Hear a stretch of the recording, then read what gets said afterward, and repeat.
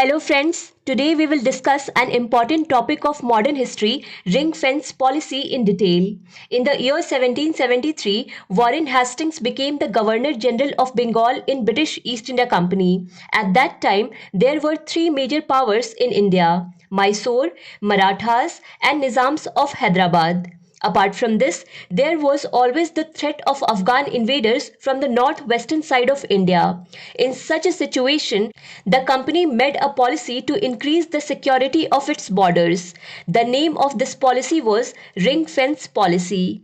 According to this policy, the border of the British East India Company should not touch with other major military power under any circumstances. The ring fence policy says that there should be a buffer zone between you and the state from which you are in danger. That is, there should be a buffer state between you and another major military power. You should never try to annex this buffer state, because as soon as you do so, your boundary will touch with that major military power. But this situation can happen even when your opponent captures that buffer state. So such situations should not occur. That is why ring fence policy says that you should provide military support to this buffer state beforehand. That is, you safeguard the borders of your neighbors so that your own territories can remain safe. And there is no harm in this, because the buffer state had to bear the living expenses and other expenses of these British forces. And the British East India Company has two advantages in this. Firstly, their own territory is safeguarded, and secondly, they can create a bigger army, and that too at the expense of other states. And if you can create such buffer states around you to protect yourself, then it will be called ring fence. Later on, the subsidiary alliance policy introduced by Lord Wesley was a comprehensive form of this ring fence policy. Now let's see an example of ring fence policy of British East India Company. Control of British East India Company had already been established in Bengal, but there was constant danger of Afghan invaders from northwest.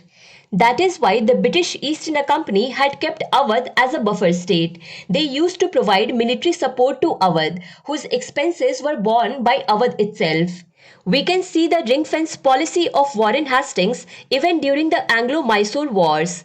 During the Anglo-Mysore Wars, you can see how the British East India Company used Carnatic as a buffer state. Apart from this, you will also get to see Warren Hastings' ring fence policy in Anglo-Maratha Wars. If you look at the first Anglo-Maratha War, then you will get to see that in the year 1775, the Bombay Council of the British East India Company started the first Anglo-Maratha War against the Marathas.